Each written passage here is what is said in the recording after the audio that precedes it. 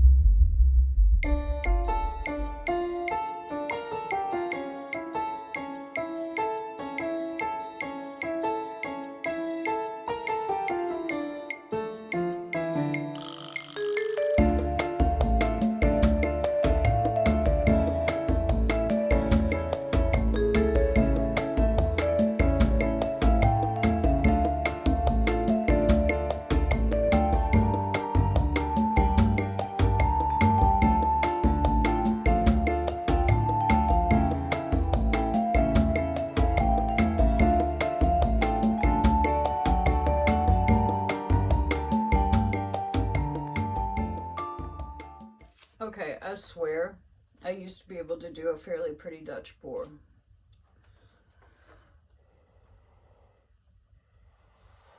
I'm thinking that maybe these paints, I'm going to blame it on the paint. No, here's the thing. When I used to do Dutch pours all the time, as I was standing here watching this, whatever it is, happen, what is wrong, man? I used to do Dutch pours all the time. Canela. Oh, wait. I always used Canela Sirocco's paint recipe for mixing with Floetrol and water. And it worked. And this did not work.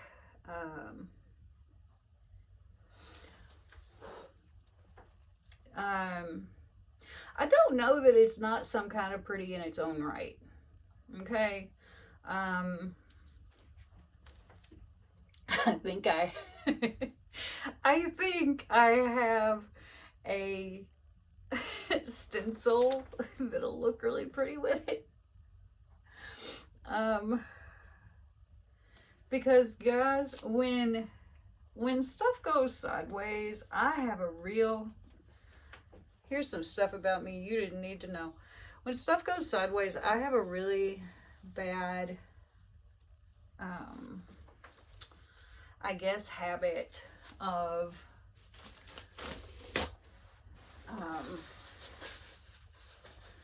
talking real bad to myself. Like I would never talk to a stranger the way I talk to myself.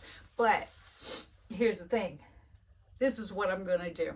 This is what I'm gonna do. I'm gonna let this dry. But next week on either Wednesday or Sunday, I'm gonna do a Dutch pour. I'm gonna go back. I'm gonna get out my Canela Sirocco recipe, which is, by the way, somewhere right down here, or maybe over there somewhere. Because that lady knows what she's doing when it comes to mixing paint for Dutch pours. I made some really beautiful and sold. I sold some Dutch pours and they didn't look like this. All right. They did not look like this. So I'm going to clean this up, move it over, take you in for some wet results, and we're going to talk about this some more. Okay, here we are. Wet results of this craziness. As I said, it might be a really interesting background, or I have another idea in my head that I have been tossing around for a while. So maybe something else. I don't know. There is some cool lacing. There's a lot of cool lacing, but this paint, this project, this painting,